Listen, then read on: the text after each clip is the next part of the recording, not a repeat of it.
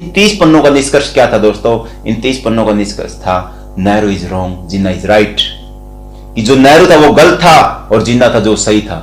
सोचिए, उस समय जिन्ना का विरोध किया गया और उस समय जिन्ना को सही कहा गया। अंदर पंडित नेहरू को किसी ने कहा कि ये मुसलमान है जो वंदे मातरम नहीं गाना चाहते, वंदे मातरम गाने से इनको तकलीफ होती है। तो दोस्तों ये व्यक्ति कोई और नहीं, ये मौलाना अबुल कलाम आजाद जी थे। मौलाना जी का असली नाम क्या था तो सुनिए, सैयद गुलाम मुनोइद्दीन अहमद बिन खैरुद्दीन, ये उनका। बदलो बदलो साथी भारत की तकदीर को, भारत की। एक कवि ने ठीक ही कहा है कि लहमों में खता की थी, सदियों में सजा पाई। कि जो भूल होती है वो क्षण भर में होती है और इस अक्षण भर के कारण उसकी सजा पूरे देश को, पूरे समाज को, पूरी संस्कृति को भुगतनी पड़ती है।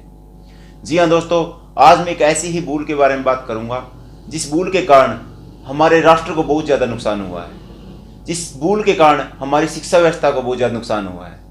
दोस्तों, जो हमारा अतीत था वो बहुत गौरवशाली था। अतीत के अंदर हमारे देश के अंदर सांस्कृतिक, सामाजिक, आर्थिक, आध्यात्मिक, धार्मिक जो उत्कर्ष था वो पूरे विश्व में सबसे ऊंचे स्थान पे था। हमारा जो अतीत के अंदर जो हमारा गुणगान था दूर दूर तक था।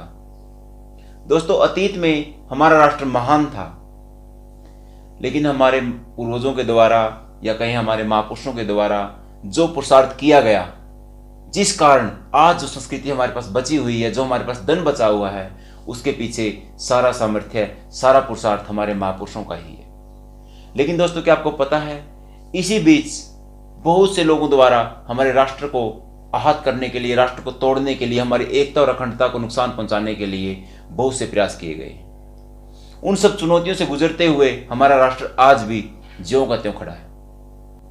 आज हम विश्व में कमजोर भी हैं, हमारे देश के अंदर बहुत सी समस्याएं भी हैं। लेकिन दोस्तों, क्या आपको पता है इन सब समस्याओं का जन्म कहां से हुआ?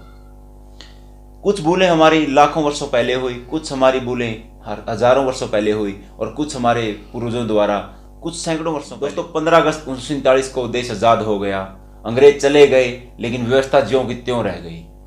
सिर्फ उस देश को चलाने वाले बदले, व्यवस्था नहीं बदली। इसी व्यवस्था के अंदर एक जो सबसे पहला हमारा शिक्षा मंत्री बनाया गया था, नाम शायद आपको पता होगा, मौलाना अबुल कलाम आजाद। क्या दोस्तों इसके बारे में आपको और पता है? क्या सिर्फ आपको मौलाना अबुल कलाम आजाद के नाम सुनते ही बस इतना ही इससे परिचय हो जाता है? दोस्तों, कांग्रेस के द्वारा या फिर कहें नेहरू के द्वारा की गई ये भूल, जिसका भुगतान हमारा देश आज भी कर रहा है। दोस्तों, कहते हैं जब बाबर भारत देश में आया था तो उसके साथ में कुछ मुस्लिम या कहें मुगल परिवार भी आए थे। खानदान के खानदान यहाँ पे आए थे इस देश को लूटने के लिए। उन्हीं में एक खानदान था दोस्तों जिसका नाम था अफगान उलमा। अफगान उलमा परिवार हेरात से आया था। हेरात अफगानिस्तान के अंदर एक दोस्तों एक शहर है। अफगान उलमाओं का जो यहीं पे आके वो बस गए, यहीं पे रहने लगे। कुछ वर्षों के बाद जब देश आज़ाद हुआ तो दोस्तों उसके अंदर आपको पता है जिस व्यक्ति को शिक्षा मंत्री बनाया गया उसका संबंध उस परिवार से था। जी हाँ दोस्तों, मैं आपको बताना चाहता हूँ जो मौलाना अबुल कलाम आजाद थे उनका संबंध उसी परिवार से था। वो भारतीय नहीं थे, वो विदेशी थे। यहां तक कि शायद आपको ना पता हो, उनके बचपन का नाम फिरोज उक था। युवावस्था में आए तो उनका नाम मुनोइद्दीन हुआ और थोड़े जब उनको राजनीति के अंदर अपना स्वार्थ सिद्ध करना था तो उनका नाम मौलाना अबुल कलाम आजाद हो गया। दोस्तों, क्या आपको पता है मौलाना जी का असली नाम क्या था? तो सुनिए, सैयद गुलाम मुनोइद्दीन अहमद बिन खैरुद्दीन, ये उनका असली नाम था। तो 1937 के अंदर पंडित नेहरू को किसी ने कहा कि ये मुसलमान है जो वंदे मातरम नहीं गाना चाहते, वंदे मातरम गाने से इनको तकलीफ होती है। तो दोस्तों ये व्यक्ति कोई और नहीं, ये मौलाना अबुल कलाम आजाद जी थे। और यहां तक कि 3 साल बाद, ठीक उसके 3 साल बाद पाकिस्तान को अलग देश बनाने के लिए मांग उठी मोहम्मद अली जिन्ना द्वारा, तो उसका उन्होंने विरोध किया। उसमें देश में एक लहर दौड़ गई कि एक मुस्लिम कैसे विरोध कर सकता है। ये तो क्रांतिकारी के रूप में उभर के आए, उनको एक बहुत बड़ा नेता मान लिया। लेकिन ये किसी को पता ही नहीं था, एक व्यक्ति देश से बाहर अपना काम कर रहा था तो एक व्यक्ति यहाँ देश के अपने अंदर काम कर रहा था। उनका जो स्वार्थ था, उनका जो उद्देश्य था, जो उनका लक्ष्य था, वो अपना पूरा कर रहा था। दोस्तों, मौलाना जी ने एक पुस्तक लिखी जिसका नाम था इंडिया विंस फ्रीडम। इस पुस्तक को दोस्तों इन्होंने अधूरा छापा और इसके 30 पन्ने नहीं छापे और क्या कहा, इन 30 पन्नों को मेरी मृत्यु के बाद छापना। ठीक ऐसा ही हुआ दोस्तों, जब इनकी मृत्यु हुई तो उन 30 पन्नों को छापा गया। कंप्लीट बुक कोर्ट के आदेश पे छापी गई, लेकिन हमारे जो कांग्रेसी नेता थे उस समय के, उन्होंने क्या किया, उस पुस्तक को बाजार से ही गायब कर दिया। मार्केट के अंदर वो पुस्तक मिलनी बंद हो गई। ऐसा क्या था उस पुस्तक में? दोस्तों आप इस पुस्तक को जरूर पढ़ें। अगर आप इस पुस्तक घर बैठे मंगवाना चाहते हैं तो आप हमसे संपर्क कर सकते हैं। कमेंट में अपना व्हाट्सएप नंबर डाल दीजिए, हम आपसे संपर्क करेंगे, घर बैठे आपको ये पुस्तक पहुंचा देंगे। तो इन 30 पन्नों का निष्कर्ष क्या था दोस्तों? इन 30 पन्नों का निष्कर्ष था Nehru is wrong, Jinnah is right. कि जो नेहरू था वो गलत था और जिन्ना था जो सही था।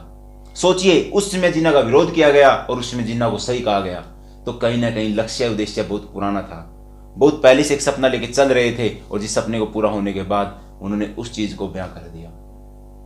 दोस्तों शायद आपको ना पता हो, इस पहले शिक्षा मंत्री की शिक्षा व्यवस्था सारी शिक्षा विदेश में हुई। ये मदरसों में पढ़ा, इसने हिंदू संस्कृति, भारतीय संस्कृति तक इसका संबंध दूर दूर तक नहीं था। यहां तक कि मैं आपको बताना चाहता हूं, इस व्यक्ति ने हमारे देश के अंदर मुस्लिम समाज को उत्थान के लिए बहुत कार्य किए। चलो उसका मुस्लिम समाज के साथ उसका संबंध था, हो सकता है, लेकिन भारतीय शिक्षा व्यवस्था के अंदर जो वैदिक शिक्षा पद्धति थी, जो गुरुकुलीय शिक्षा व्यवस्था थी, उसको दबाने के लिए बहुत ज्यादा प्रयास किया। धीरे धीरे में पता नहीं लगा कि कब मुगल महान बन गए। हमारे बच्चों को पढ़ाया जाने लगा कि मुगल महान थे, अकबर महान था, औरंगजेब महान था, हमारे जो महापुरुष थे वो कमजोर थे, उनमें एकता नहीं थी। यहां तक कि दोस्तों इन्हीं की वजह से यह पढ़ाया जाने लगा कि जो शिवाजी था वो पहाड़ी चूहा था। लेकिन क्या आपको पता है, पहाड़ी चूहा नहीं, वो शेर था। मुगलों को घर में घुस के मारता था वो। दोस्तों हमारे महापुरुषों के जो सही इतिहास था, सही चरित्र था, उसको दबा दिया गया और अपने हिसाब से जो लिपापोची की गई इनसे, वो किया इन्होंने। दोस्तों मैं आपको बताना चाहता हूं, जो भारत के पहले 3-4 शिक्षा मंत्री थे, वो बिल्कुल साजिश के साथ एक प्रयोजित तरीके से बनाए गए थे। इससे अगले जो शिक्षा मंत्री थे, अगली वीडियो में हम उस पर बात करेंगे, वो भी ऐसे थे। दोस्तों अगली वीडियो में हम बात करेंगे जो भारत के दूसरे शिक्षा मंत्री थे उसके बारे में। उन्होंने भी ऐसे ही देश की जो शिक्षा व्यवस्था था उसको तहस नहस करके रख दिया और एक गलत इतिहास हमारे सामने रख दिया गया। दोस्तों इंतजार आपका जल्दी ज्यादा नहीं कराएंगे, हम जल्दी उस वीडियो को आपके सामने लेके आएंगे। दोस्तों हमारे चैनल को अगर आप सब्सक्राइब नहीं किया तो सब्सक्राइब कर दीजिए। थैंक्स आर्य, सत्य तथ्य पे बात करता है।